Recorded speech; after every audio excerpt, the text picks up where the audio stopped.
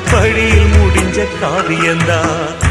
இருப்பதும் இறப்பதும் அந்த இயற்கையோட கையில, இருப்பதும் இறப்பதும் அந்த இயற்கையோட கையில. நான் மறைஞ்ச பின்னும் நிலைப்பது என் உயிர் எழுதும் கதையில.